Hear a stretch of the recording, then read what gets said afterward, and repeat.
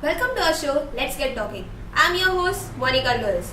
Today, we'll be talking about a topic not much talked about. The topic being gender bias in Indian laws and men suffering due to it. Yes, you heard me right.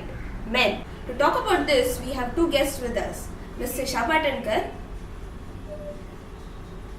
and Mr. Mihir Purandari. In today's world, everyone is being recognized. Women, after a long struggle, are now gaining recognition, because of which they are able to speak about their problems freely and many laws are made to help them. Then are the third genders, who are the most neglected genders in India, but have now formed a band of their own, which is a great step towards equality, and we wish them best for their future. Then there are the men. You might be thinking, why does a man need recognition, or what are the problems faced by him in a patriarchal society like India? Facing problems.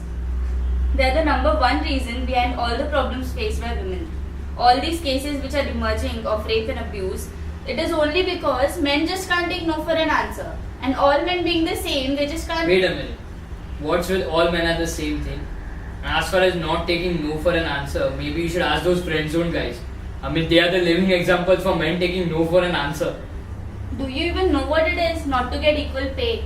Acha. I mean, I'm sure that's unfair, but where do you actually spend that money at? Free entries in the clubs, special discounts on various shows, railways and bus concessions, or how about those free movies on Women's Day? And have you ever turned on those Indian TV shows? Point me one TV show which actually revolves around the problems and life of a man. I mean, there's hardly any, except that one, Mahadev. Wait. We are deviating from the topic. I mean, let's get back to the point of gender bias in laws. My question is, what should a man do to get justice in the court if he's been raped? I mean, there are a number of cases we find on the internet where men have been rape victims, but sadly there's no law to help them in such situation. And what about Article 377? Article 377, that's the anti-sodomy law, which could also be called the anti-gay law. Which means if two people of the same gender engage in sex, they are legally punishable under the law. And when a woman rapes a man, she can easily get away with it because there is no such law to punish her.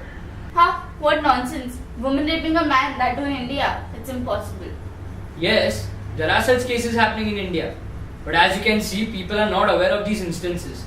The problem lies within people's thinking. You know, when a woman is raped, she has people to help and support her. But when a man is raped, he is always ridiculed. You know that Article 375, it does not even consider man as a rape victim. It only considers him as a perpetrator. Where does the right to equality go in such a case? And you know that Sexual Assault of Women in Workplace Act 2013? That's also gender bias. And how about that 498A? That was made for protection of women but now is used to blackmail men. That has grown to such an extent that पहले जब बीवी की मांगे पूरी नहीं होती थी तो वो कहती थी मैं मायके चली जाऊंगी तुम देखते रहियो और अब जब उनकी मांगे पूरी नहीं होती है तो कहते हैं 498 लगा के अंदर कर दूं क्या? That's true. But it does not imply to all women. All women are not the same.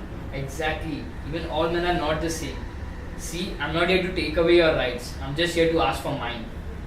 This discussion must have surely brought in questions which never popped in our minds. And just to answer some of them, I'll be stating a few facts which are known by only a handful of people.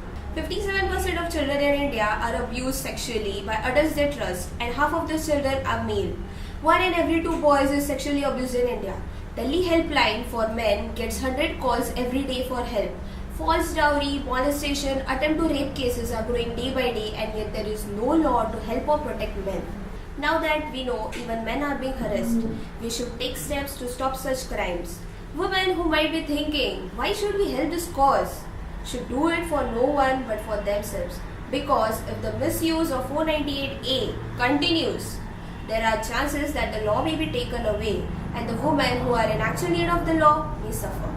We want all our citizens to be safe and enjoy equal rights irrespective of gender. We thank Mr. Mihir Purandari and Mr. Shapatankar for joining us today.